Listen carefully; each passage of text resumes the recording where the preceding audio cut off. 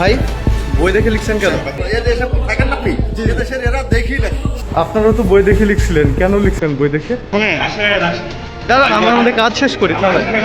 পরীক্ষা চলছে, কিন্তু পরীক্ষার্থীদের সামনে বই খোলা, রীতিমতো প্রকাশ্যে বই দেখে দেখে লেখার মহোৎসব চলছিল। আর এই অনৈতিক আয়োজনের পাহারাদার খোদ শিক্ষকরাই। মেহেরপুরের গাংনী উপজেলার কাজীপুরের একটি শিক্ষা প্রতিষ্ঠানে ঘটে যাওয়া এই জঘন্য চিত্র হাতে নাতে ধরে ফেলেন স্থানীয় সাংবাদিকরা। কিন্তু সত্য সামনে আসতেই রূপ বদলান শিক্ষকরা।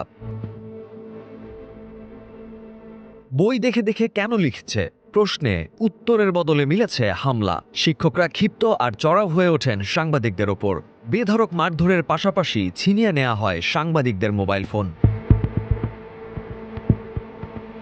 কিন্তু কেন এই মরিয়া আচরণ? অভিযোগ উঠেছে বিনামূল্যে নয়, শিক্ষার্থীদের কাছ থেকে নির্দিষ্ট পরিমাণ টাকা নিয়েই চলছে এই উন্মুক্ত নকলের ব্যবস্থা।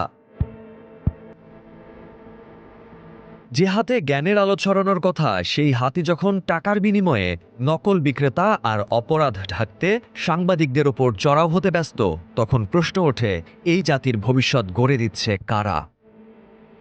Mahfuz Arefin, green TV digital.